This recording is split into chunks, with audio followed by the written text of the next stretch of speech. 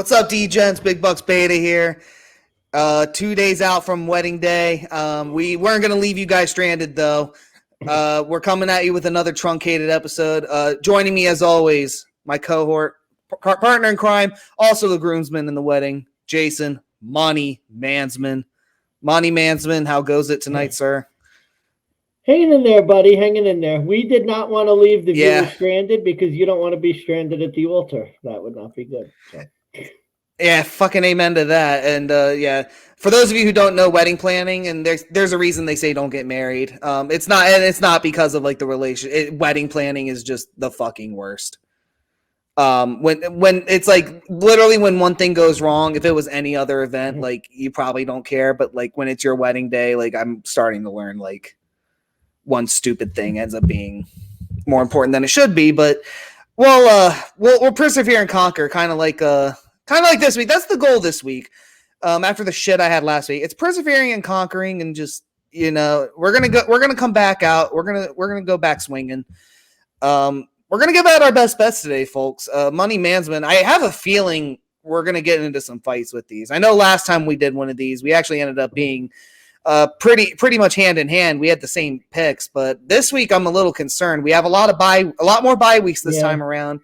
A lot tougher of a card. I don't like a lot of these lines on week 7, at least right now. Pretty bad lines, if you ask me. And not bad in the sense of like, I don't think Vegas knows what they're doing. Bad, like it's not favorable to the better. So what's your strategy in tackling this week 7? Yeah, tough. Because you're right. A lot of these were more team plays than line plays. I've given you like a couple weeks before. There are times when I'll just go and say, well, the value isn't there, and the line sort of says you got to play this. But really, this week it's a lot more just sort of team plays, spot plays.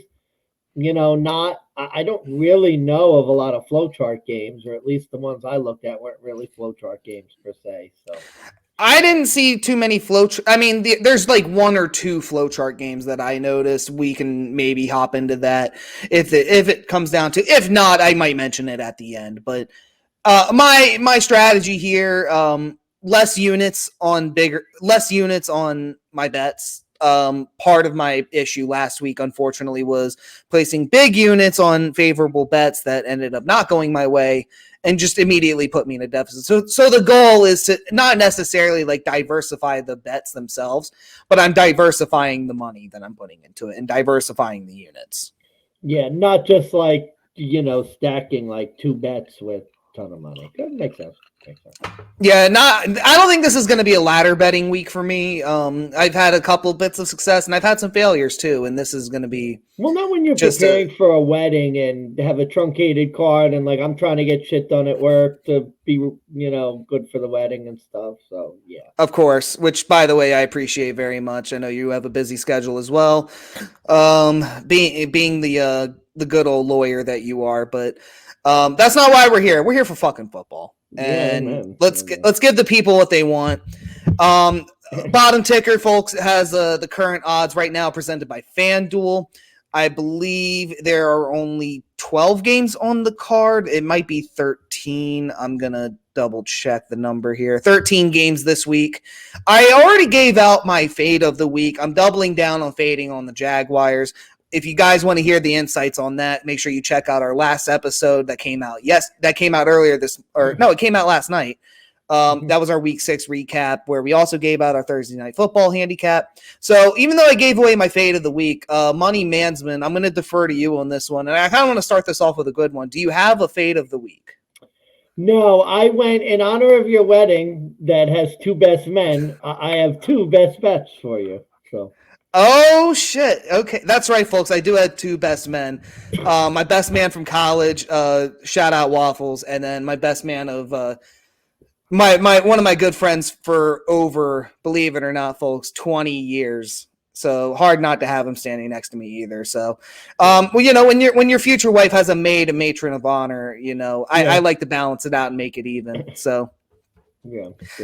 But anyways, 2 best bets. That's fascinating. So we'll jump to the next category. What's your over under of the week? Right. My over under of the week is Pittsburgh, Los Angeles, under, I had it at 43.5. I used That's where I DraftKings. got it. Okay.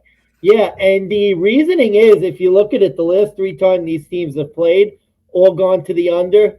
Steelers, 18 out of 20 road games in October have gone to the under. And you know the Pittsburgh Steelers, they're a defensive first team.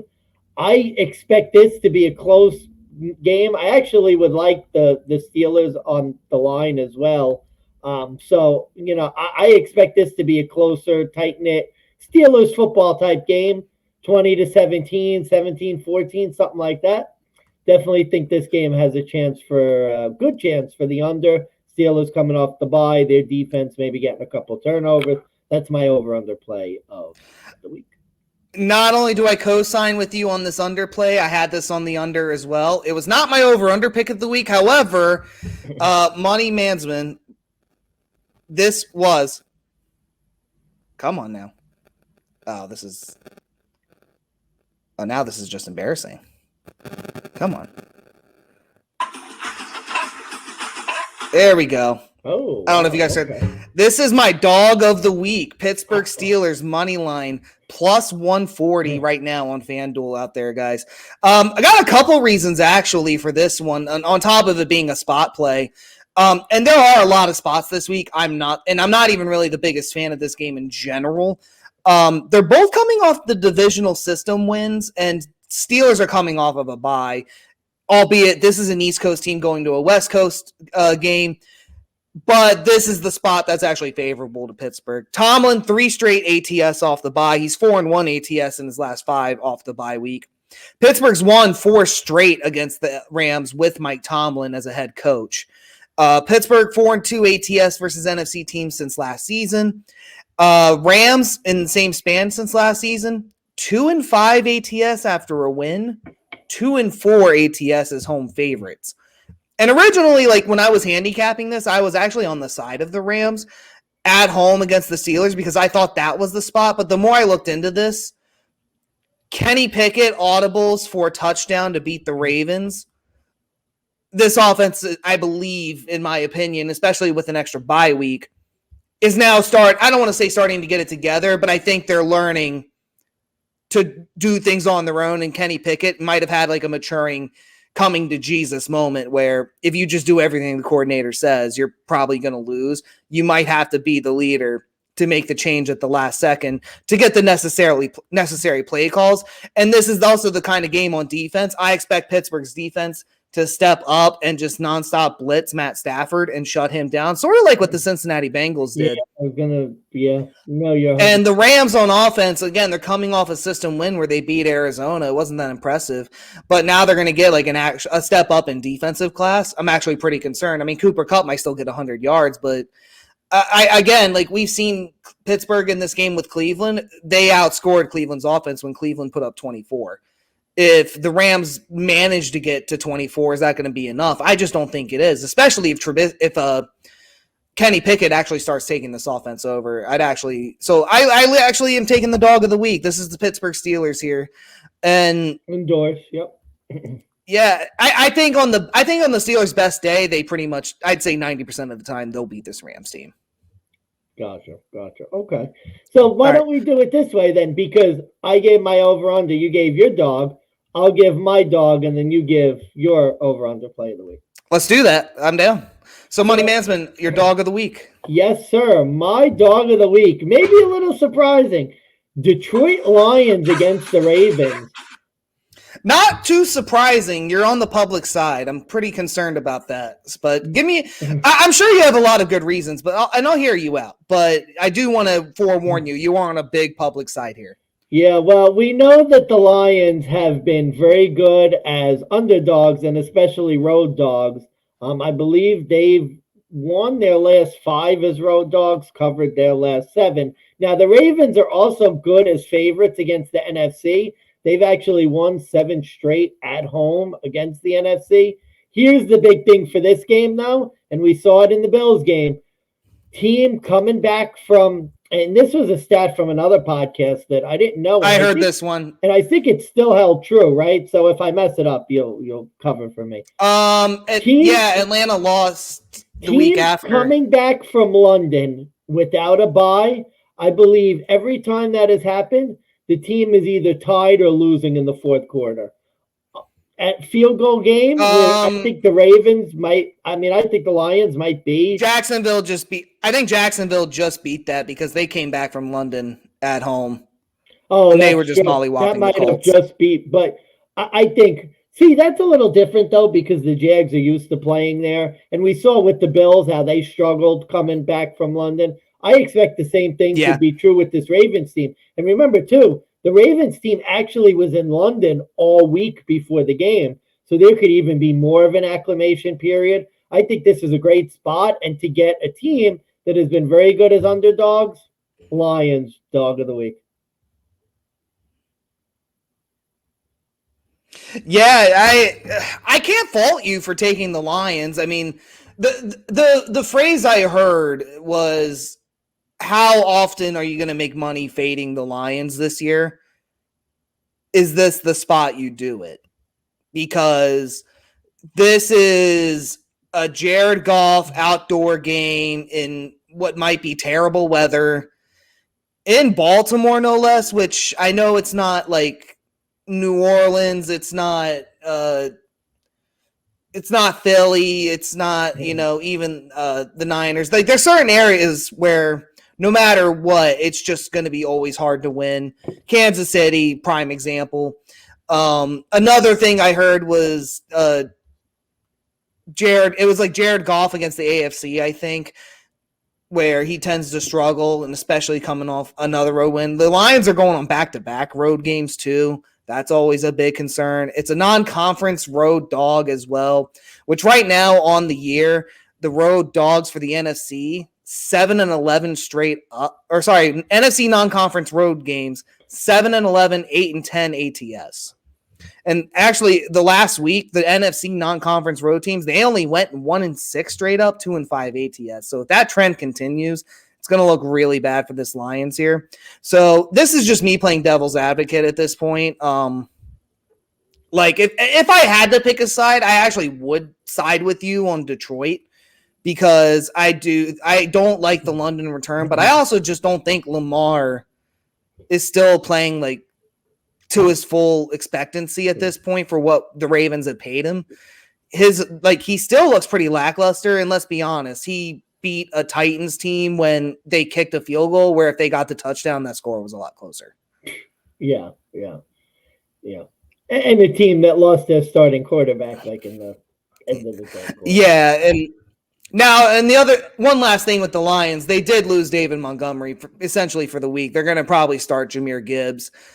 What effect is that going to have on the offense when they're probably used to a David Montgomery? It'll remain to be seen. Hard to really lean perfectly one way or the other. That's why I didn't really play this game.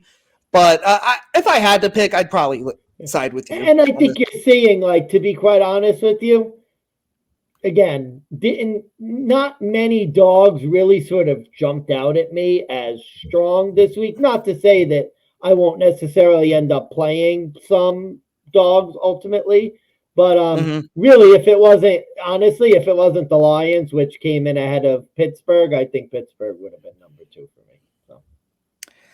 By the way, the Lions as well, last 2 seasons, 0-5. 0-5 straight up. It looks like 2-3 ATS in the month of October. Oh, see, I think on the road. Steve and I are going to go heads up in this game, I think.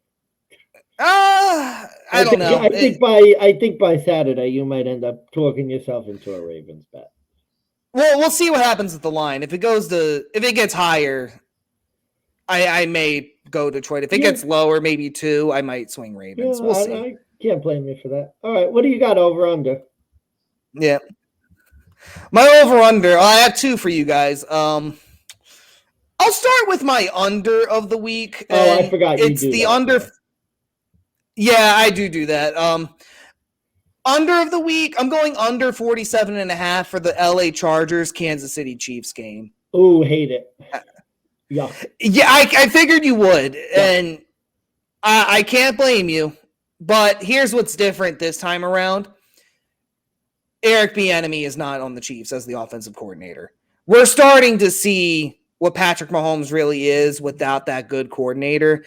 That's number one. But number two, and more importantly, the Chiefs defense has actually stepped up like tenfold in comparison to what they've done in years past. Uh-oh. We lost Big Bucks there. I think he's coming back. Yeah, yucky pick. I'm not a big fan of this one at all, folks. I think he's just about back. Oh, there he is.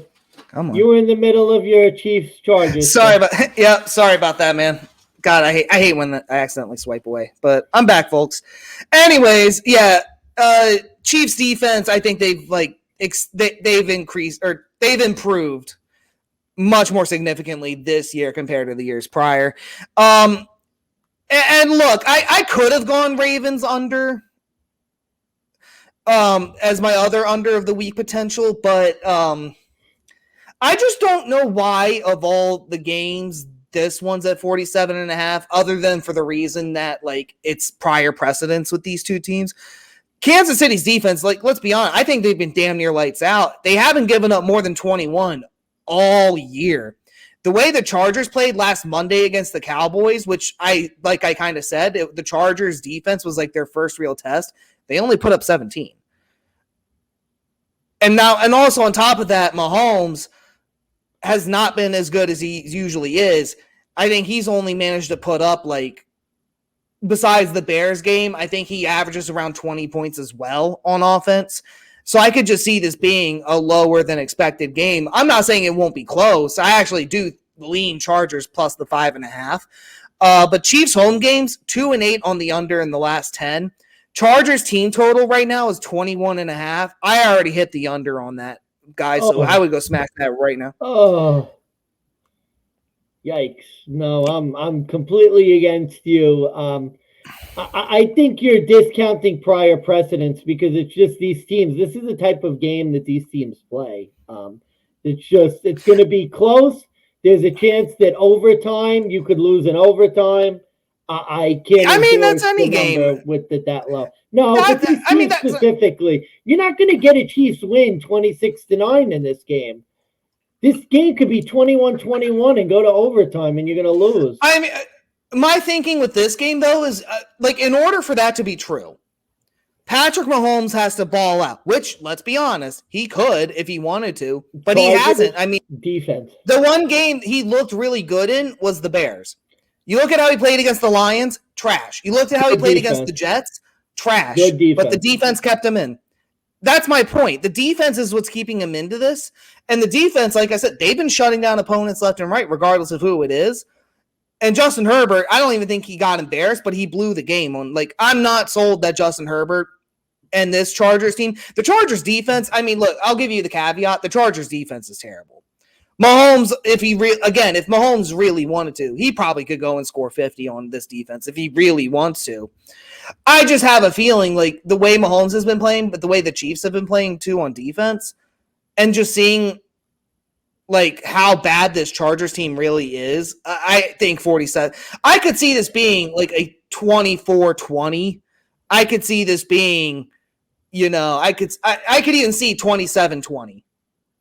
For your sake, I hope you're right. This total avoid to me because, for the reasons you said, I don't want to play the over, but playing the under with these two teams in a close game with offenses that could score, no interest in doing that. Zero. By the way, Chargers have lost 5 straight divisional matchups on the road. Yeah, and the Chiefs have a really good record against the NFC West at home too, I think. Yeah, so I mean, if you wanted to get. Again, this one was like a number. This number jumped out to me, and originally, I was thinking maybe I could talk myself on the over in this one, but the more I thought about it, and it may be recency bias, but I don't think we're gonna get the worst out of Mahomes. The Chargers defense, they're 25th in passing yards allowed, they're 23rd in first downs allowed, they're dead last in passing yards allowed on average. They average about 289. Yeah, let's bet that under. Let's bet that under, boys. Well, the question is, are the Chargers going to score against the Chiefs? I just don't think they will. I don't think this Chiefs defense is going to give up the 30. They're not going to give up the 27 27 to 28 like they normally do in these matchups. I'd be shocked if the Chargers go above 17. I'll be honest with you. Just because, and especially too with Andy Reid, he'll control the ball if he really wants to. They'll just pound the rock and run it and kill clock. Or Brandon Staley will go for it on 4th down and he'll lose that, and then Mahomes will throw another touchdown and hit the over. Yeah, maybe. I don't know, man. This could be the one when you're doing screwball next week you look back on. Yeah, we'll see. That was my over of the week. That was my under of the week. Yeah, who's your all right? My over. We're gonna go to the next game on the 4 o'clock slate, and don't be too shocked. And I think this is the one we're gonna fight too. I'm going over 45 right now on FanDuel. The Green Bay Packers at the Denver Broncos. Wow! Yikes! I'm curious to hear this one. It's a big buck system play. Broncos game's over. Although last week was sort of like a Russell Wilson laid an egg game, but again, like that was another lesson I learned on Mahomes. Going back to the last game, it wasn't like Mahomes lit it up either. He just didn't lose. Russell Wilson couldn't do anything to save his life. The difference here, Russell Wilson's coming back home to Denver, and I think that is going to make a big difference too. He actually has over a 100 QBR in all 3 of his home games. 7 touchdowns, 1 interception, albeit with 2 fumbles. Green Bay has actually struggled real bad on offense the last few weeks, but they've been playing against like the tougher NFC defenses. The Saints come to mind, the Detroit Lions. The one game I really can't excuse was the Raiders. But they're coming off the bye. Or no, they're not coming off the bye. I don't think they are. No, they played the Raiders Monday night last week, right? No, hold on. Let me look. No, that was 2 weeks ago. Maybe they are coming off. They are coming off the bye. That's a big thing. They're coming off the bye with the extra week rest. Denver's going home where, I think Russ tends to perform better. And statistically speaking, Jordan Love performs better on the road too.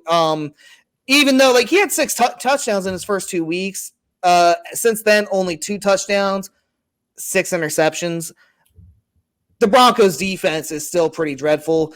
Justin Simmons, Kareem Jackson, they're still on the injury report. I hope they play, but I think even if they do, we've seen what other offenses have been able to do. I could see this being a bounce back type of offensive performance from Jordan Love. And Russell Wilson, this will be the game where, let's be honest, if he lays another egg, he might get benched. This next game could be the one where he gets benched if he does nothing. So I think Russell Wilson's going to have to come out. He's going to have to essentially play his heart out. And I think Jordan Love is too, to a degree, because I think both these quarterbacks are fighting for their starting job next year. And what better place than Mile High, where the air is thinner? There might be more field goals than we expect too. I could just see the over being pushed on this game. I mean, Denver too, with I've seen it with Russell Wilson and Marvin Mims. He gets 2 touchdowns off 3 plays. The number could jump up at any moment, and that's my concern. I don't despise this one. I like this more than the under. I don't know. Like I said, really not a game I've looked into a lot. Green Bay's defense kind of scares me a little bit because they have put up some decent performances, but I don't hate it. Oh wait, the 22nd ranked defense on Pro Football Focus, the Green Bay Packers. It's so weird. It is so weird. They seem like they have a better defense, but yeah, I mean, I know because I've looked at their stats too in the past and was surprised that the defense wasn't better. Maybe they just didn't play that good of offenses early in the year. They play close games, but that doesn't mean they were good. I mean, Desmond Ridder came back on this team. Yeah, that's don't remind me. That hurt. I mean, it hurts, and trust me, I know too. But I mean, they came back and beat the Saints. The Raiders beat this Packers team. So believe it or not, I don't endorse this, folks. But if I had to pick a side, I actually would pick Denver at home. I mean, it's a spot play where it's Denver's a home underdog. It's only 1 point. Jordan Love hasn't really shown you much either.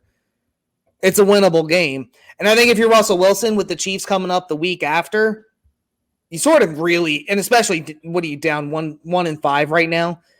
You really need to fucking win this game. Yeah. I think if you're Russell Wilson, your career cannot afford to lose this game. So, yeah, I slight lean to Denver. I can't imagine you would want to bet this game outright. I would put this in a Wong teaser. Like, I would take Broncos plus 7.5 here. But, over's my only play. That's probably how I would look, too. Yeah. Over's my only play here. All right, so we got the over-unders of the week. Our dogs of the week are done. I already gave out a fade. Monty Mansmann, you had 2 best bets for us. Give us, I don't know if you have them ranked or how you're doing this, but tell me which one of your best bets you want to go with first. Sure. You haven't given out your best bet yet, which is your top one. I'm saving it for last. I'll save it. I'll save mine too. I'll go with my second best bet, which might actually be one you agree with. San Francisco 49ers. I got on them. I looked into it further, and McCaffrey looks like there's a good chance he's going to play. Yep. The Vikings, we know, primetime Kirk Cousins, the struggle, and 8 straight failed covers as underdogs against the NFC for Kirk Cousins and the Vikings. They've actually struggled to cover at home as well. San Francisco's due for a bounce back after sort of an embarrassing loss last week in a game that they probably should have won. I think they're going to step up big. The more I looked at it, especially at a touchdown, Niners, my best bet of the week. Yeah, I can't blame you. I actually am. I'm not going to get cute here and try to talk myself into a Vikings bet again. No, San Francisco. Again, taking the page from your old man, taking a team that lost in an embarrassing fashion last week, take them the next week. What better place than primetime Kirk Cousins, where his only 2 wins and 2 covers on Monday night as a Viking was against the Chicago Bears. And they didn't look good against the Bears last week. Definitely a performance you want to fade. Yeah. So, yeah, no Justin Jefferson. Madison's not doing it as far as in comparison to Dalvin Cook. Christian McCaffrey coming back is the key. I guess the question is, are you just going to fade Brock Purdy again? But I don't think you could do it twice in a row. No, comparing defenses, yeah, comparing the defenses, Vikings are like so much more terrible compared to. I mean, Cleveland's number 1 at this point. I think the argument could be made. Minnesota's mediocre at best. So yeah, I was very close on this one too. I'm actually glad you didn't pick it though. I'm curious as to what your actual best bet is. And again, I think we're gonna fight. I'm doubling down. Best bet: Philadelphia Eagles -2.5 at home against the Miami Dolphins. Yeah, I probably should have taken the Niners, but no, I'm still a little salty, but Miami's defense has been skating by, and I think winning, like you mentioned, is the best deodorant. Miami's defense cannot put up the performance they did like Carolina, like they did against the Giants, and beat this Eagles team. The Eagles coming off a loss, too, against the Jets, who also had a top defense. So they're getting a step down in class there. Number 2, Philadelphia is at home. How many straight have they won at home at this point? I can't. I think I've lost count. I mean, I'll pull that up real quick, but really it's just a fate. It really is more or less a fate of Miami. Eagles screwed me last week. Miami was down 14-0. They beat the fucking Panthers, and it's not exactly impressive. That's my takeaway with Miami. They just have not been impressive. They haven't beaten anyone impressive. We're 7 weeks into the season, and you look at their wins. The Chargers win is looking more and more suspect considering they had to come back in that game, and the Miami defense gave up, 34 against the Chargers. Their win against the Patriots on Sunday Night Football, by the way, 24-17. I know that score is a lot closer than the game actually was, but I mean, the way Mac Jones has been playing lately, pure dog shit, but you let him get a 1-score game, that's looking more and more suspect.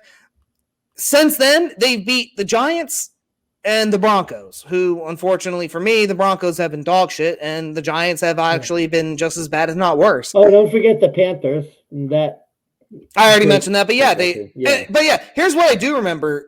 When Miami played Buffalo, who had a good defense, and when JA-17 played lights out and didn't do YOLO ball shit, this Miami team crumbled by the second half and essentially all but given up. I could see this Eagles team at home, Sunday night. It's going to be like battle of the Alabama quarterbacks, and I could just see Tua fucking crumbling and fumbling away. I could see Pick Six City. I could see a fumble here. I could see them losing. If the Eagles shut down the run and force Tua to throw, I mean, the question is going to be, do you stop Tyreek and Jalen Waddle? But I think the Eagles defense could do it. Yeah, I actually don't hate this play. I would probably be on the Eagles side too, because I really do think, and this was something that a lot of Bills content creators were talking about before the Bills game. If you could stop them from running the ball, it really affects a lot of what they want to do on offense. And we know the Eagles' best team against the run in football. They have the ability to stop Miami's run game. Another team sort of coming off a tough loss. There were even stories about like people in the locker room talking about accountability and shit. So definitely they have the right attitude of a team you want to back as a small favorite in a big game. Yeah, I could definitely see the Eagles winning this. I don't hate this one. And when are you going to get the Eagles -2.5 again? Yeah, like, let's be honest. That is true. That is true. If you really want to, I think it's 9 straight first half wins for the Eagles against the AFC East, by the way. So you may want to look at that too.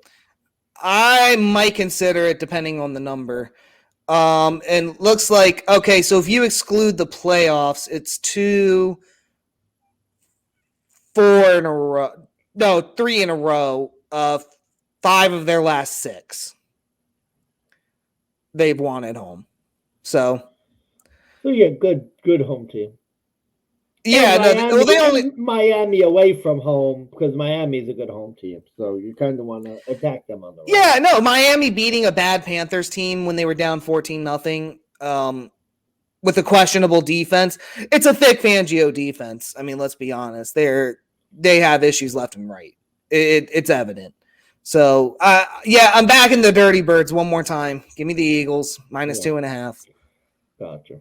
I was hoping to get it lower, but it is what it is. All right, Money Mansman, you got one best bet left. Yep, this is the big one. No one should be surprised. I talked about it in last night's show, so I won't take up too much time. Buffalo Bills -8.5. Best bet. I have some numbers now to back it up, folks. We know how bad Mac Jones. Oh, go ahead. It's funny because you just faded this team last week, and now you're back on the train after that performance? Bro, Mac Jones, we know how bad he is as an underdog. Patriots, 10 straight failed covers as underdogs. Oh, no, 10 straight losses as underdogs following a loss. They haven't covered 9 of those 10 after a loss. Jeez. This is the perfect spot for the Buffalo Bills. If you've watched Bills-Patriots game the last couple of years, Bill Belichick and Mac Jones get a spanking by the Bills. This offense is going to come alive. The Patriots are no good. I don't care that it's in New England. I think that's good because you're actually getting the Bills at a lower number. This is one of those where the Bills beat up on a bad team. I think they absolutely roll in this game. This is like the perfect. They were back after London. They got away and won a crappy game. Like I said last night, and the numbers support it. Get right spot for the Bills. They are going to roll in this game. And I think you could legitimately make like a -13.5 alternate spread and still be fine by the fourth quarter. I think this is you endorse the latter bet on this Bills game. I have a feeling the Bills are going to blow this New England team out of the. I mean, Mac Jones sucks, bro. They lost to Brian Hoyer last week. This Bills team pissed off after a bad performance. Their offense looked terrible. This is going to be payback time. Stephon Diggs is probably going to have a big game like he always does against this Patriots team. This is going to get ugly. Hey, Jason, I'm gonna jump back a little bit. You forgot one important stat. Oh, what? How is Mac Jones in prime time? That's not a primetime game. It's 1 o'clock. Oh, no, it isn't. It might as well be a prime time because he fucking blows either way. Yeah, he's not good. I can't fault you. I endorse this actually as well. I almost got really cute and made this my best bet. I almost did. I literally thought about it. I was like, I could do it. But you kind of gave that teaser away, so. And then I saw the Eagle spot, and I saw 2.5, and I was like, you know what? I'm not going to get this line ever again this good. So. Hold on. I got, just real quick, I got to, hold on 1 second. I'm pulling it up now. Here we go. Ready? Okay. Yeah, so here were the games. Oh, last year we were very nice to them. 35-23. That's 12. 24-10 in New England. That covered. Before that in the playoffs, 47-17, 33-21. So 4 straight. This number would have covered every game. Oh, and by the way, guys, the game before that is when New England beat them in that stupid-ass win game. So outside of the win game, Buffalo's dominated this team. The Patriots are going to get cooked this game. 9 straight failed covers, 9 straight losses as an underdog. Yeah, that's 3-16 straight up, 5-14 ATS as underdogs since 2021. Betting Mac Jones as an underdog is like burning money. You might as well put it in a money pit and just torture. Just go to the other side. Give them. Honestly, you're talking me into this, dude. I don't know. You know, I can't declare this because it is my wedding week. But if it wasn't, I would declare this the mortgage game. This is the game where, Steve, you're either going to have a wedding paid for or you're going to be in debtor's prison. Tell Caitlin. I'm legitimately curious about something because, again, I expect Kansas City to win. What do you do with this disgusting parlay?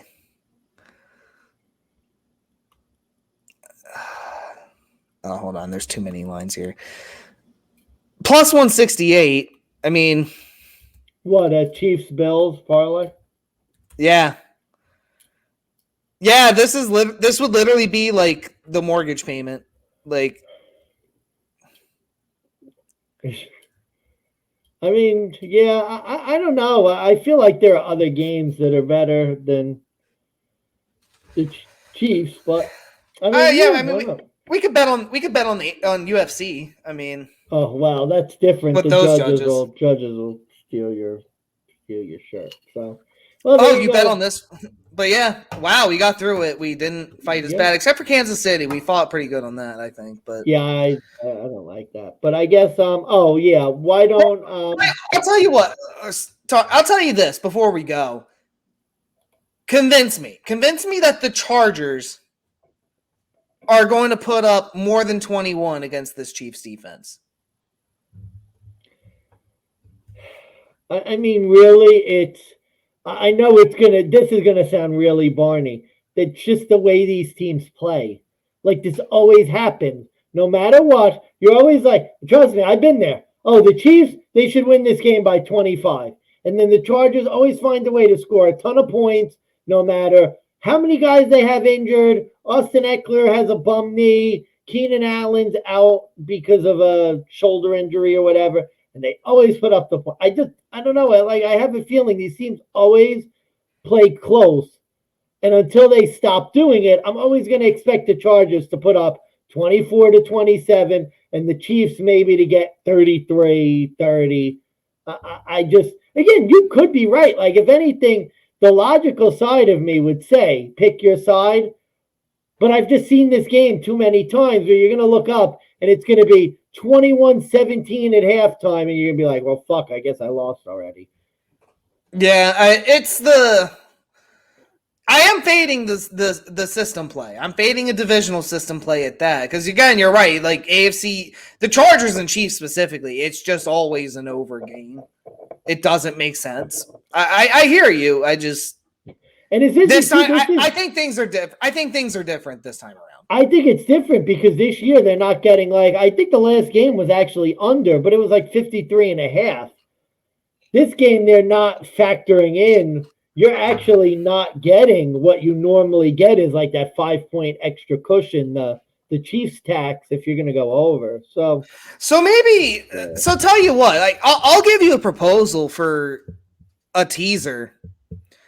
So what if we teased that 47.5 under up another 6, make it 53.5? We could take your Bills down if you want, or you know what? We'll leave it at that. We'll leave the Bills 8.5. Your dog was Detroit. I wasn't on them.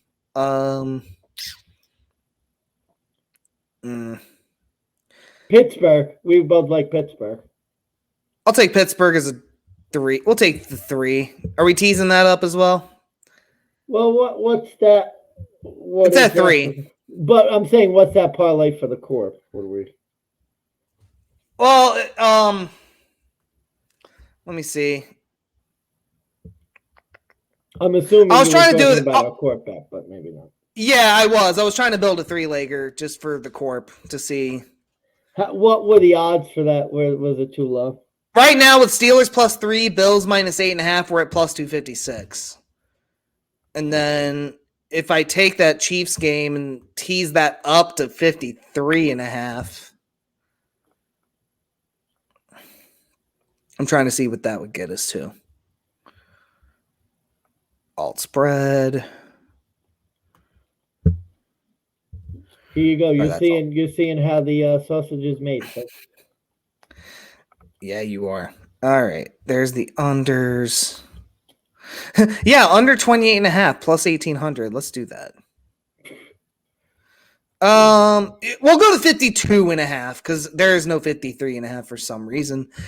That boosts it to a 4-1, so plus 435. So Bills -8.5, Steelers +3, under 52.5 for the Chiefs game. Do you agree with the under Rams Steelers? Because we could always do 6. Oh yeah, I do actually. Why don't you boost that up? Do under there because that was my over under play, like 49 or whatever it was, or 48.5.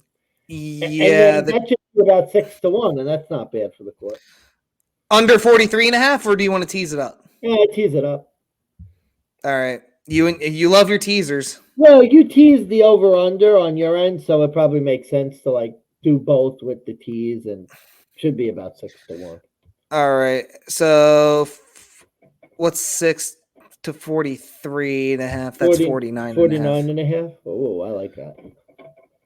5 plus 570, so we're at 5-1. We're about 5.7-1. I like that. That could be the move there. I endorse that. So Steelers +3, under 49.5. Bills -8.5. Chargers, Chiefs under 52.5. Oh, that could be a winner. Could be a winner. Are we putting the rest of the Corp or just half of it? What do we have left? 1 unit or 2? 1 unit or 2? I'll go with a unit. Keep it live. Let's do it. Keep it live. All right, that's what we'll do. All right, so Corp bet parlay, we'll get that out on Twitter at DGens Podcast, folks.